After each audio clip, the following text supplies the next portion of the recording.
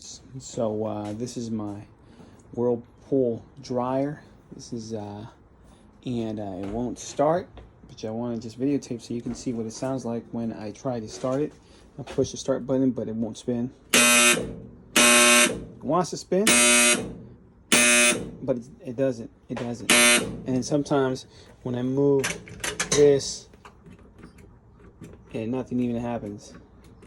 See that? But